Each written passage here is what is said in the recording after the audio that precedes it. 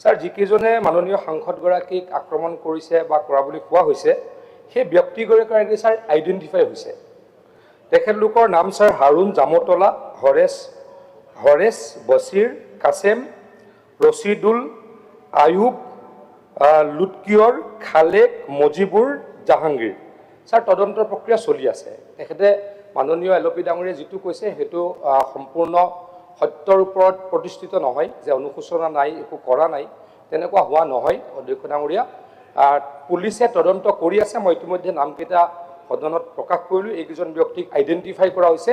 গতিকে নিশ্চয়কৈ তদন্ত প্ৰক্ৰিয়া ত্বৰান্বিত হ'ব আৰু দোষী সাব্যস্ত হ'লে তেখেতলোকৰ বিৰুদ্ধে শাস্তিৰ ব্যৱস্থা লোৱা হ'ব।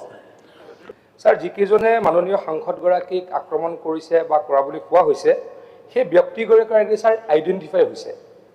তেখেতলোকৰ নাম স্যাৰ হাৰুণ জামতলা, হৰেশ বছিৰ, কাছেম, ৰছিদুল, আয়ুব, লুটকিয়ৰ, খালেক, মজিবুৰ, জাহাংগীৰ।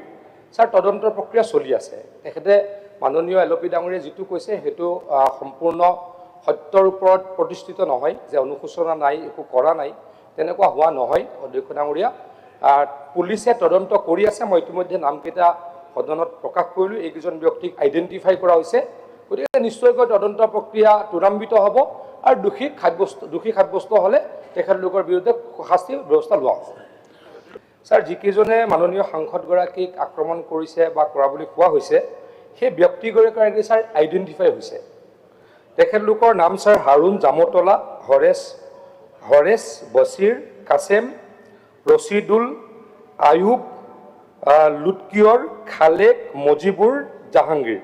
স্যাৰ তদন্তৰ প্ৰক্ৰিয়া চলি আছে। তেখেতে মাননীয় এলপি ডাঙৰীয়ে যিটো কৈছে সেইটো সম্পূৰ্ণ সত্যৰ ওপৰত প্ৰতিষ্ঠিত নহয় যে অনুশোচনা নাই, একো কৰা নাই, তেনেকুৱা হোৱা নহয়। অধ্যক্ষ ডাঙৰীয়া, পুলিচে তদন্ত কৰি আছে। মই ইতিমধ্যে নামকেইটা সদনত প্ৰকাশ কৰিলোঁ। এইকেইজন ব্যক্তিক আইডেণ্টিফাই কৰা হৈছে।